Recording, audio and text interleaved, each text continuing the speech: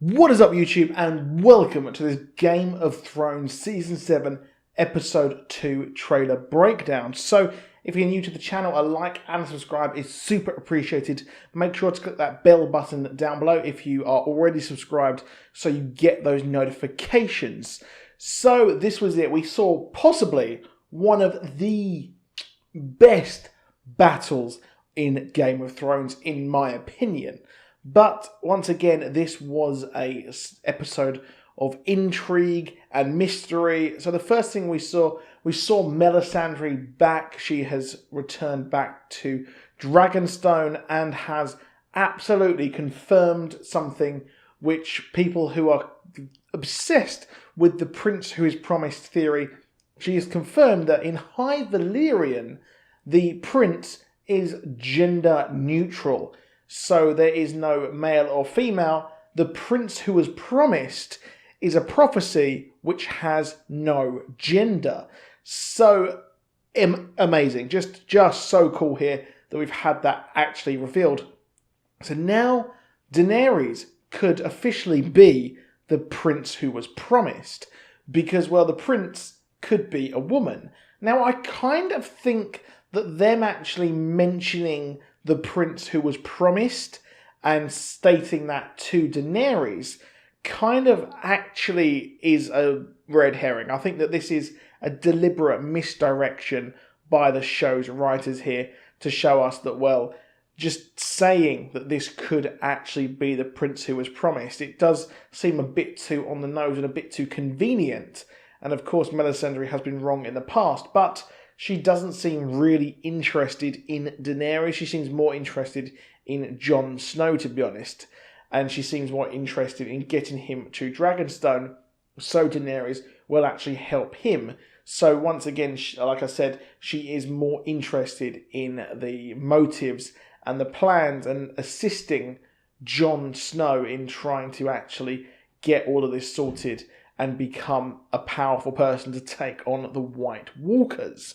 So there is that, and I feel that that was pretty cool. I thought that the love scene between Grey Worm was a bit iffy. I was like, oh, is this really needed? Seriously? But the show is, of course, obsessed with sex and all that kind of business and violence. So we got both of those here, didn't we? But this was a really, really cool thing. And I absolutely called it with Samwell Tarly being the one who will save our friend Jorah Mormont.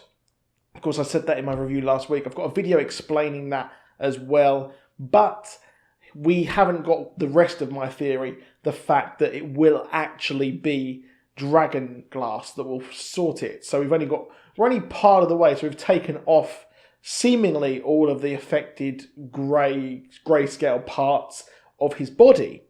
And we will actually get Dragonglass to be the source of fixing him and curing him. And it seems like Samwell is being a great character here and he's not shying away from his responsibility and wants to help Jorah Mormont. And it seemed that as soon as he said Mormont, he seemed obsessed with helping him. And Jim Broadbent has been superb in this episode as well. The very kind of matter-of-a-fact person here. And we actually know that now that he is writing a book on Robert's rebellion.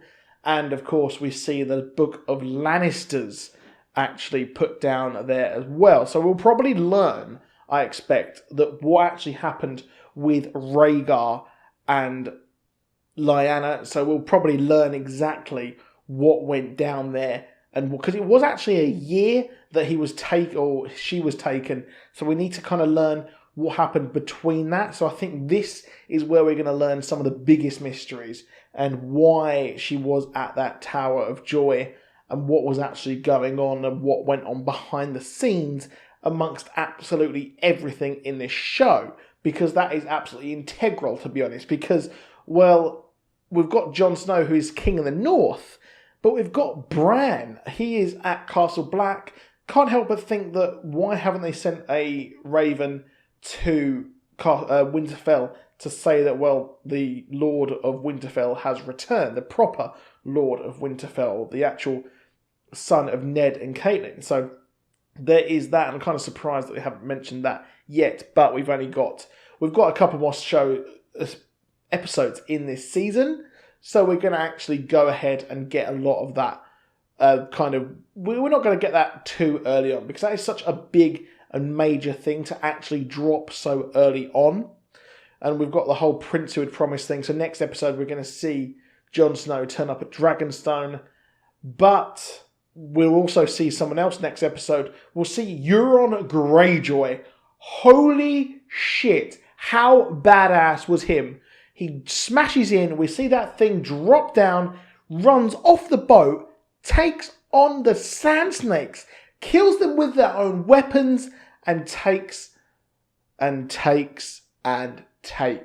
Wow, that was an amazing scene, and possibly one of the best scenes, I think, in a long time. I probably think the cinematography and everything is a bit better than last season's Battle of the Bastards, where we saw Jon Snow, and we saw him kind of get up and out, and that battle go on, which was I think that won an actual Emmy for that as well.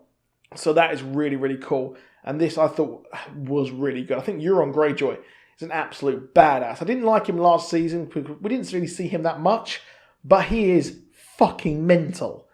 Running in, taking them on. Now, the thing I think here is that will Euron Greyjoy die? We see him riding in, but the problem is the Sand Snakes, they have their weapons poisoned, so they'll kill them at a later date, and they'll slowly poison you if you get stabbed. And we saw his balls get stabbed right up in there. So we never actually saw what properly went down and how he was actually kind of stabbed. I mean, it's kind of a bit of a plot hole there if he doesn't actually feel any effects of this poison. But Yara has been taken. I love the scene with her, with the foreign invasion, the kind of hint towards that. And Theon returned to Reek. Theon is still that damaged. He's absolutely been destroyed by Ramsay. The legacy of Ramsay still lives on inside Theon, and he is, or has just dived in. I loved it when Euron said that give your uncle a kiss. It was so funny. He's just such a good character. And we saw a return of another character, Hot Pie. I loved the fact that he returned to this show. I loved him and Arya having a catch up, and he was just going on about how you make the pie, you've got to brown the sugar and everything. He was talking about that with the tall knight, Brienne of Tarth, as well. So a nice little callback as well. A similar callback as well to when we saw Jon Snow actually say and get that message from Tyrion. He mentioned the dwarves are fathers, that kind of thing. I can't remember exactly what he said, but that was said in, I believe it was season 1 as well. So a lot of callbacks there as well to previous episodes and seasons. But this was a fantastic episode. And Arya is now, that's it. She ran off. She's gone straight off for Winterfell. Now she knows that the Boltons do not have that anymore. She's forgotten about the Queen. And she's going to return and have that Stark reunion, which we've wanted for so long. I'm really excited to see where they will actually go with this. It'll be a lot of fun to see how that actually goes down. Of course, the dire wolves now, we had Nymeria turn up, and she is not the same Nymeria anymore. Kind of gutting, really heartbreaking that she didn't actually... I thought that they were supposed to be super loyal. I mean, it's just weird. Like, Ghost was gone for ages, and then he returned to Jon Snow's side. Just really, really strange there, to be honest. And a bit of a plot hole. Again, I thought they were supposed to be loyal, but she wasn't in the end there. I would love to see Arya controlling a whole army of dire wolves. However, that is it for this review. Please do like, please drop a subscribe so you never miss a video. I'll see you soon, and goodbye.